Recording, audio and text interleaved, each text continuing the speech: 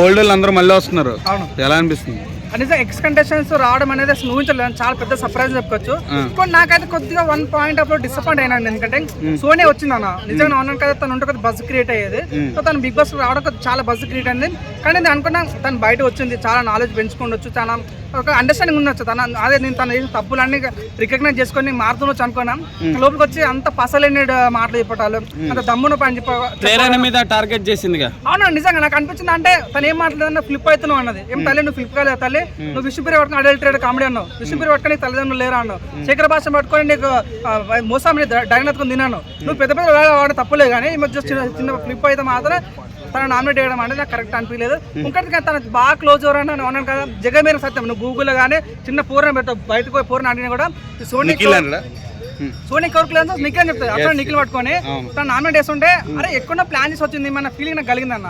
So అంటే తనకి ఎంత ఎట్లా బ్యాడ్ అయింది, సో నిఖిల్ వల్ల బ్యాడ్ అయింది వచ్చింది, నిఖిల్ నామినేట్ చేయడం అనిపించింది. సో తను పర్సనల్ గా తన నామినేషన్ చేసి తప్ప సో ప్రజల నుంచి మేము ఏమైతే కోరుకున్నామో అడగలేదు తను. ఎందుకంటే నిన్న ఫ్యామిలీ ఆడియన్స్ వచ్చారన్న, మేము ఏమైతే అనుకున్నాం విష్ణుప్రియది మన పృథ్వీ లవ్ స్టోరీ సింక్ అవ్వలేదు, ప్రజలకు నచ్చట్లేదు. సో మేము అనుకున్నాం అది చెప్పాలనే ఉద్దేశంతో. సో అంతేందుకు మన విష్ణు డాడీ వచ్చేమన్నాడు, అమ్మ నువ్వు లవ్ స్టోరీ ఏదో చేస్తున్నావు మీ ఫ్యాన్స్ నచ్చట్లేదు అని చెప్పిండు. సో మేము అనుకున్నాం చెప్పిన వాళ్ళు డాడీ చాలా బాగా అనిపించింది. అదే నిఖిల్ ని బేబంటి టార్గెట్ చేసింది, ఎలా అనిపించింది?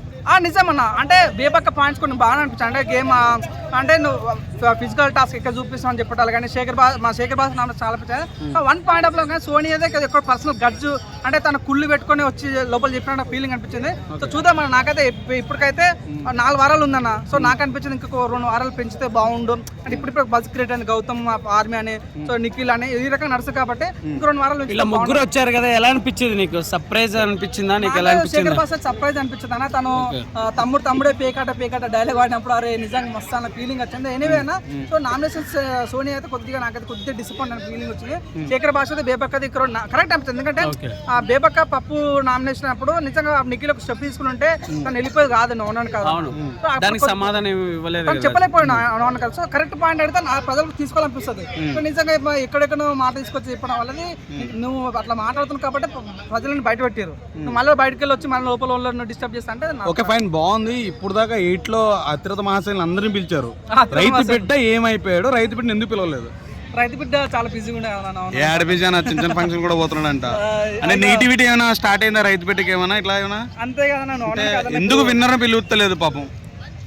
అంటే మరి బిగ్ బాస్ 7 విలువలేదు కదా, బిగ్ బాస్ 6 కూడా విలువలేరు కదా. 7 లో ఇప్పుడు శివాజీ వచ్చాడు, రన్నర్ వచ్చాడు, మరి వీళ్ళందరూ వచ్చినప్పుడు విన్నర్ ఎందుకు పిలవట్లేదు? అదే నాకైతే కూడా అలా అనిపించాను. పాపం కొద్దిగా పల్లవి ప్రశాంత్ అంటే ఇప్పుడు ఇక్కడ చూసిన పల్లవి ప్రశాంత్ ఒక వీడియో పెట్టినా కూడా లక్షల కామెంట్లు నెగిటివ్ పడుతున్నాయి కదా. నో కామెంట్స్ నేను కూడా నో కామెంట్స్. సో ఇప్పుడు దాకా సీజన్ 8 ఏదైతే ఉందో ఏదో పెట్టారు, వైల్డ్ కార్డర్లు వచ్చారు, తెలిసిన వాళ్ళు వచ్చారు, మళ్ళీ వెళ్ళిన వాళ్ళే మళ్ళీ వచ్చారు. సో బోర్ ఏం కొడతలేదు 8 నీకేమన్నా? బోర్ లేదన్న. స్టార్టింగ్ లో 5 వీక్స్ వరకు చాలా ఏంద్రా అందరూ ఎవర్రా మీరంతా ఫీలింగ్ కలిగింది. వైల్డ్ కార్డ్ వచ్చిన ఒక రకమైన బజ్ క్రియేట్ అయింది, నామినేషన్ చాలా బజ్ క్రియేట్ అయింది. ఇప్పుడు ఈ రోజు అయితే నో ఎలిమినేషన్, నిన్న నో ఎలిమినేషన్ ఉండే, మళ్ళీ ఎక్స్కండ్ తీసుకుంటే ఒక పోకిల్ లెవెల్ ట్విస్ట్ కన్నా కూడా ఈ బిగ్ బాస్ ట్విస్ట్ ఎక్కువ ఉన్నాయి అన్న కదా. చూడాలన్న ఫీలింగ్ అవుతుంది. మాకు కూడా ఏం పని పడలేదు కాబట్టి బిగ్ బాస్ చూస్తున్నాం అంతే. అంతేనా? నాకు అంతే.